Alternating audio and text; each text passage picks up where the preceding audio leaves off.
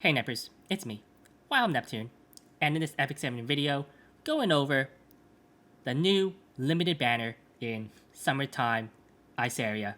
But before that, be sure to like, comment, subscribe, and catch me at Twitch at twitch.tv/Wild Neptune. So, Seize Time Iseria, or Caesarea. Should you pull on her? Yes. That's it for this video. Thank you for watching. If you have any questions, be sure to check me out. Okay, but we will actually go over her skills, her kits, how she might be used. Is she actually going to be good? Well, let's find out. So, like any limited banner, 1%, well, any banner now, 1% to get her, 1.5%, 1.05% for the artifact. Both are limited, obviously. Let's go over both of them. So, her kit is right here.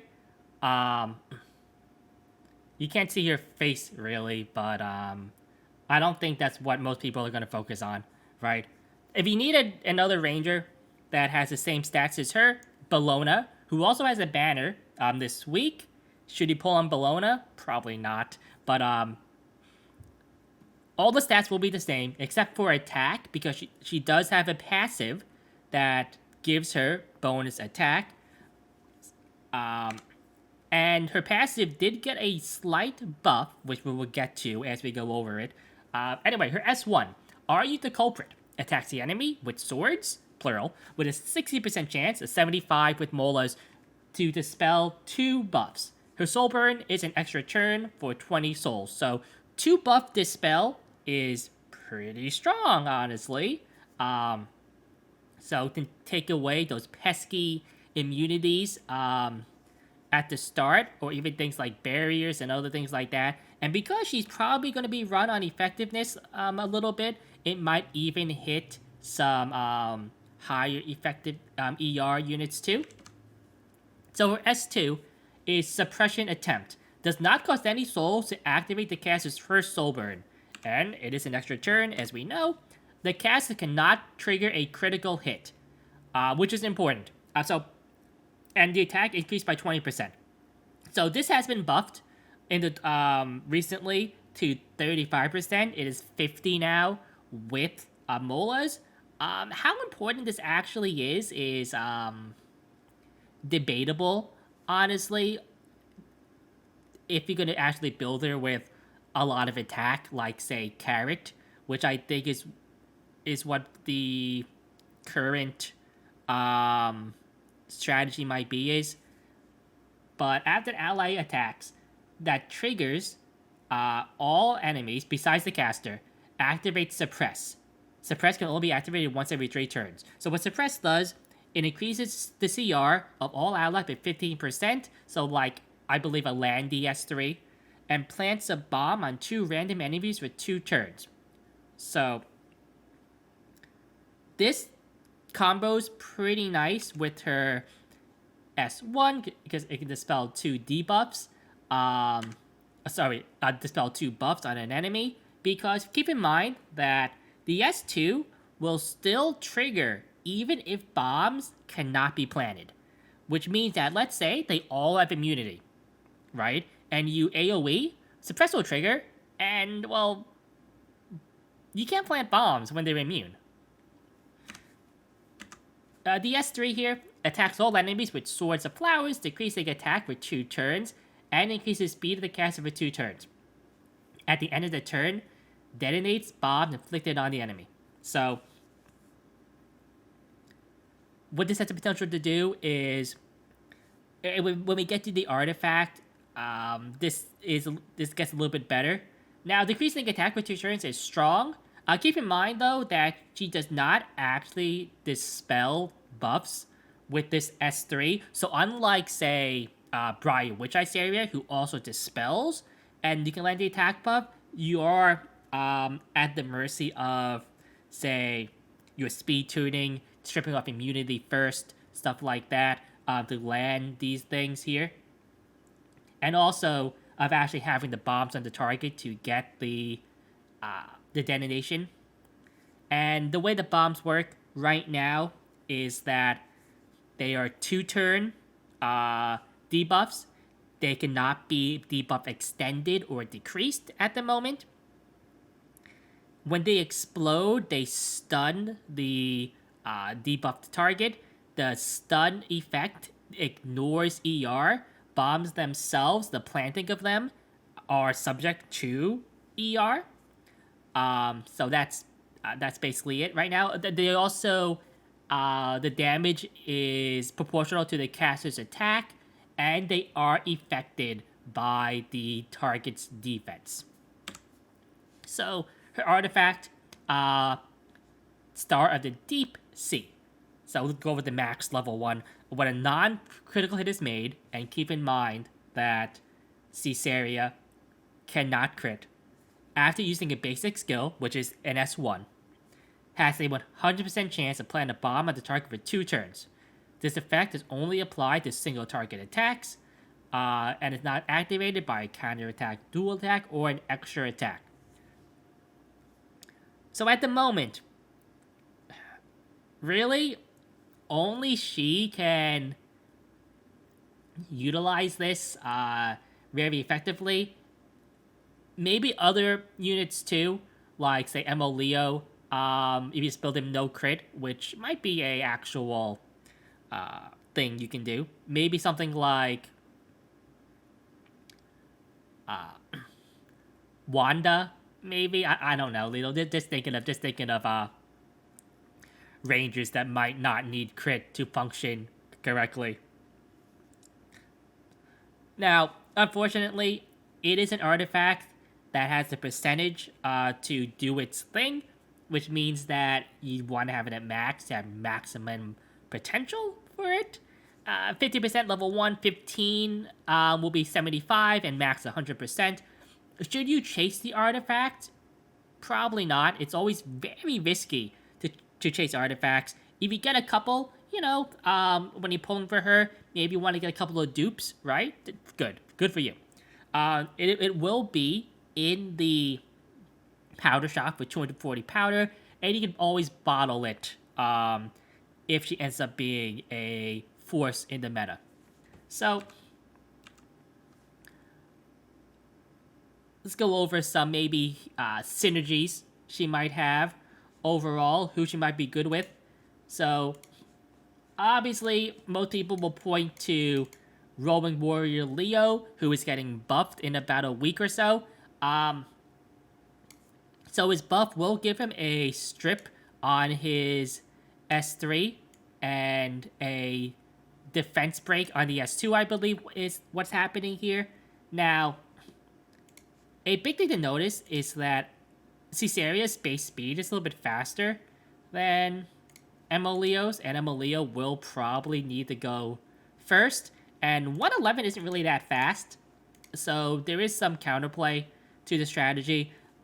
Personally, I think that Mo Leo is maybe a little bit too dependent on other allies to be truly viable outside of maybe, for fun or occasionally working.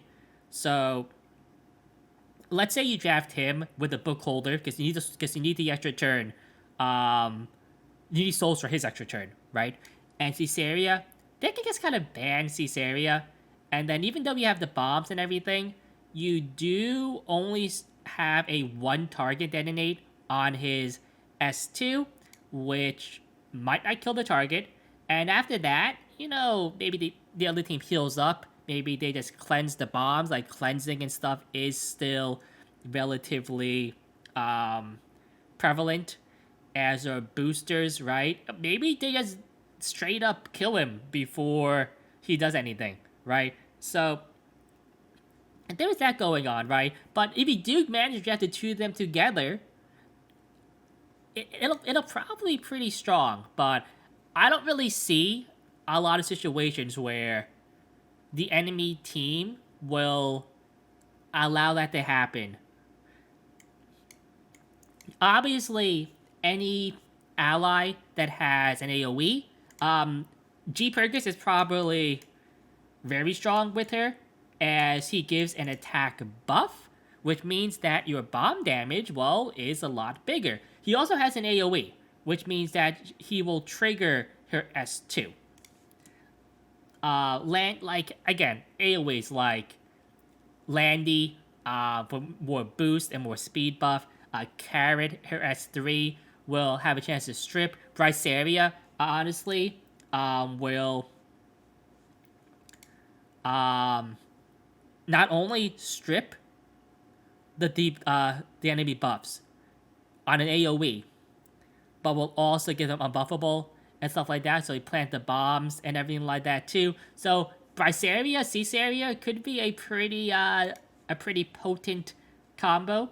Again, all their combos and everything like that are still subject to ER, and they are also weak against, say, cleansers and stuff like that.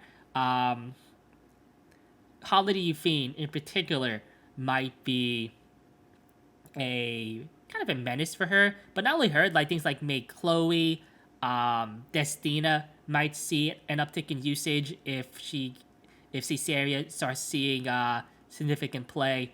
So don't be under the illusion that she's going to just blow up the meta right now. However, I do think that she could be useful in a kind of a more aggressive control types composition.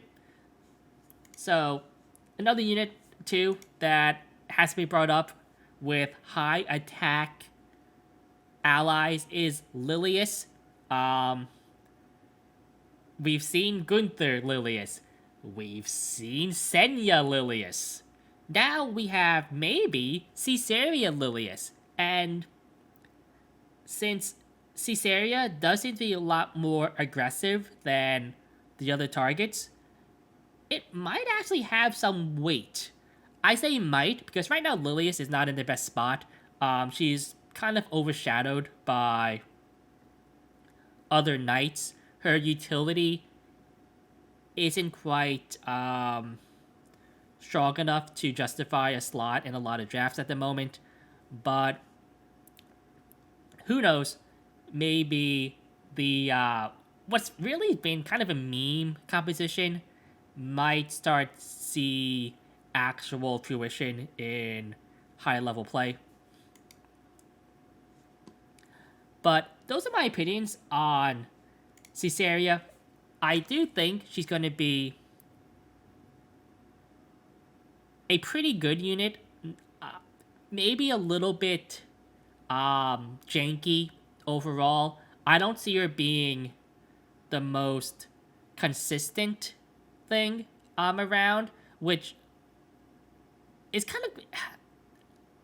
I kind of feel might annoy players if you're on the receiving end of her and she just activates every single thing there is. It's gonna feel bad, and for that player, and if you're on the activating end and she gets 15%ed, or your strip on your S1 doesn't land, right, and stuff like that, you know, the player playing her is gonna kind of feel bad too. I think overall she is going to benefit the player using her.